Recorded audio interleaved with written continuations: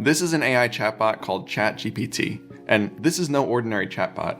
It's the most advanced chatbot that I have ever seen. This bot can write and respond to emails, write blog posts, summarize videos and articles for you, and so much more. So let's dive into some examples of what this AI can actually do. So I'm actually trying to make a video about my neural network tutorial, and I'm making a part 3.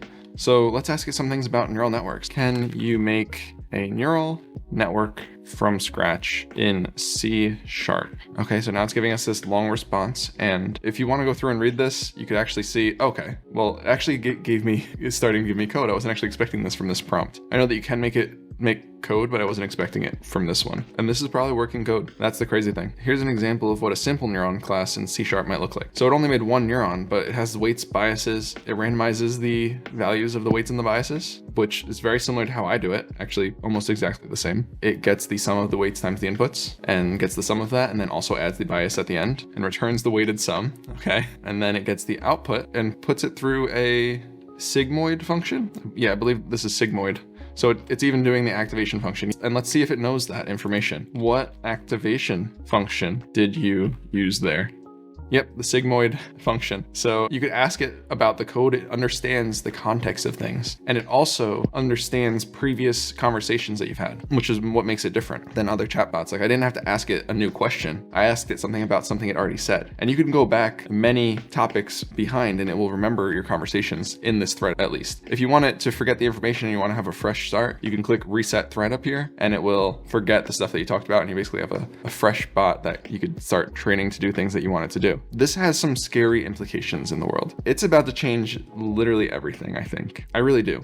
I'm not just saying that to make this video seem more interesting. I actually think that this AI is going to change so many industries if they keep it public like this, which is, it's already, the cat's out of the bag. We know this is coming because you could write entire blog posts with this. So here, let's do something interesting. Let's try to make a YouTube video with this. So I'm going to make a new video on my channel, which is going to be a repeat of a video I've made in the past. This video was made a long time ago, so the quality of it's very bad and I need to redo it anyways, but I'm going to tell the AI to do it for me. So I want to make a video titled output over input. And this, you could look it up on my channel. There's a video that's already titled something like this. And the idea is that output is the stuff that we personally create and the things that have a real impact on the world, while inputs are the things that we consume like Netflix, YouTube videos, or video games.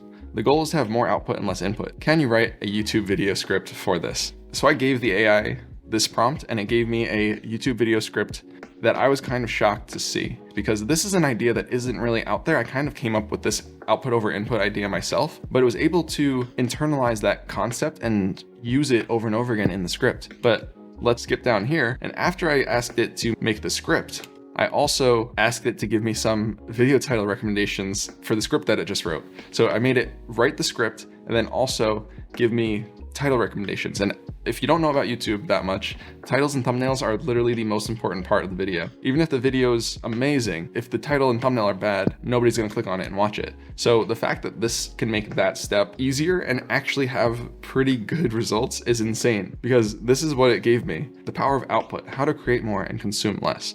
And it gave me a few other suggestions. And then I tried again. I said, which one of these titles do you think would perform best on YouTube and why? Sometimes it gives this kind of answer when you ask it to give an opinion, but you can usually get around this by asking something like, if you were forced to choose one of the 10 titles, which would you choose? But it still says, I'm a language model, I can't have opinions. But then if you say, yeah, but if you really had to, it chooses one. It said, I would choose the power of output, how to create more and consume less.